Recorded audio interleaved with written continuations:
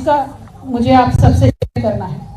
देखिए, जब भी एनफोर्समेंट डायरेक्टरेट और या किसी भी इन्वेस्टिगेटिव एजेंसी एक वुमेन सिटीजन को इंट्रोगेट करना चाहती है तो एक फंडामेंटल राइट वुमेन का होता है कि वुमेन के घर पे आके इन्वेस्टिगेट करें, और पूरा इसका लॉ में हमें सपोर्ट है वुमेन के लिए। और बहुत सारे कोर्ट केसेस भी हैं जिनमें जजमेंट वुमेन के तरफ आए। तो हमने ईडी को बीच में रिक्वेस्ट किया कि 10 तारीख को बाकायदा, अगर 11 तारीख को आपको इन्वेस्टिगेट करना है हमारे घर पे आइए, अक्यूज किसी के साथ आपको इंट्रोगेट करवाना है तो उनको भी लेके आइए, में बैठ के इन्वेस्टिगेशन कर सकते हैं क्योंकि लॉ हमें सपोर्ट करती है। उन्होंने कहा नहीं, आपको खुद चल के आना होगा।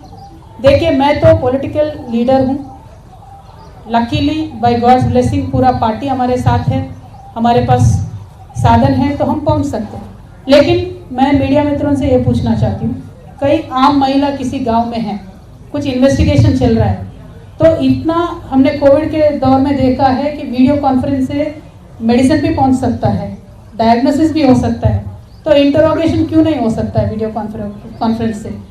हम ज़रूर इस मुद्दे को टेकअप करेंगे। हिंदुस्तान में एक रेवोल्यूशनरी स्कीम आना चाहिए।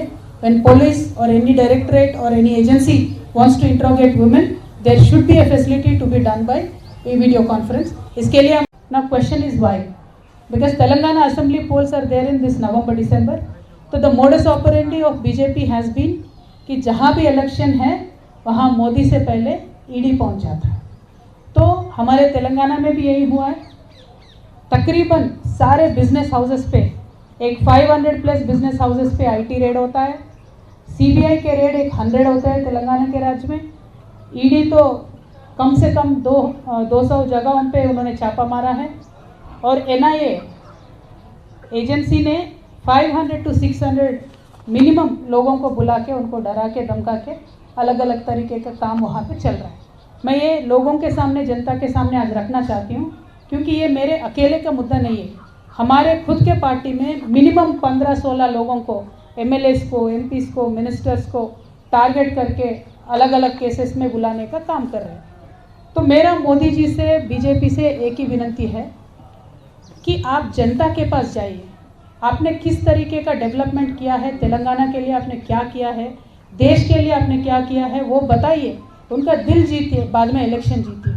लेकिन हम इलेक्शन हारेंगे या जीतेंगे, एनफोर्समेंट डायरेक्टरेट यूज़ करेंगे, बैकडोर से गवर्नमेंट में आएंगे, इस तरीके का तो हमने देख लिया है, 9 राज्यों में चला है और तेलंगाना में वो चल नहीं पाया। एक तो बात यह है कि जब भी कोई आवाज उठाता है किसी सत्ता पक्ष के खिलाफ, तो पहले बाकी विपक्ष लोगों को लगता है कि आवाज उठाने का हक सिर्फ हमें है, तो बाकियों को अंडरमाइन करना चाहिए। तो कांग्रेस पार्टी का ये आदत है, कोई भी आवाज उठाता है बीजेपी के खिलाफ तो इमीडिएटली बोलते हैं ये बी टीम है, सी टीम है। लेकिन आज कांग्रेस की हालत अगर आप देखेंगे तो पूरे देश में सिर्फ और सिर्फ उनका एक बड़ा रीजनल पार्टी का दर्जा रह गया और कुछ नहीं है। They are not a national party anymore.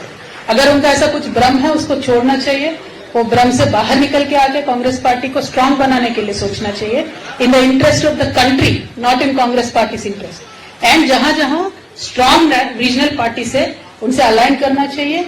अगर सही में कांग्रेस पार्टी चाहती है कि भारतीय जनता पार्टी को 2024 में हराए, तो they should leave their arrogance. They should come down. They should become a team player. They should work with all the parties to make sure BJP loses the next election. तब उनको पता चलेगा कौन B team है, कौन ए team है, कौन क्या।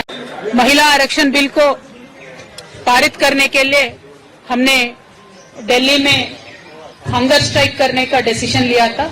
उसके बारे में हमने मार्च 2 को हैदराबाद में पोस्टर रिलीज किया है, and we have reached out to every political party.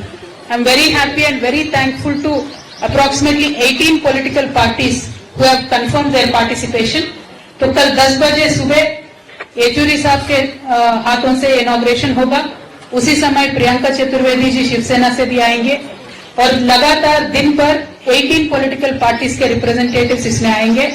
और जिन महिलाओं ने इस बिल को पारित करने के लिए, इस बिल को लाने के लिए हमसे पहले कोशिश किया है, उन सभी महिला नेताओं से भी हमने बात किया है, और उनके ब्लेसिंग से ही हमने ये बिल को आगे ले जाने का हमने कोशिश किया है। देखिए, तो हमने 2 मार्च को पोस्टर रिलीज किया और 10 मार्च के दिन हम धरना देने वाले थे। तो हमें एनफोर्समेंट डायरेक्टरेट ने नोटिस दिया और बोले कि आपको 9 मार्च को आना है। तो हमने कहा हमारा एक कार्यक्रम है, हम 16 मार्च को आएंगे, ऐसा हमारा रिक्वेस्ट था। लेकिन पता नहीं उनको क्या जल्दबाजी है, पता नहीं ये जो इन्वेस्टिगेशन दिल्ली एक्साइज पॉलिसी को लेके चल रही है, इसमें कौन सी आफत आने वाली है अगर हमें 2 दिन का और समय दे देंगे। उन्होंने कहा नहीं आपको आना ही है। हमने कहा 10 मार्च को हमारा धरना है भाई, तो 11 को आ जाएंगे, तो 11 को बोले। लेकिन इस बीच में जो ईडी का और हमारा कम्युनिकेशन हुआ था, इसका मुझे आप सबसे शेयर करना है। देखिए, जब भी एनफोर्समेंट डायरेक्टरेट और या किसी भी इन्वेस्टिगेटिव एजेंसी एक वुमेन सिटीजन को इंट्रोगेट करना चाहती है, तो एक फंडामेंटल राइट वुमेन का होता है कि वुमेन के घर पे आके इन्वेस्टिगेट करें। और पूरा इसका लॉ में हमें सपोर्ट है वुमेन के लिए। और बहुत सारे कोर्ट केसेस भी हैं जिनमें जजमेंट वुमेन के तरफ आए।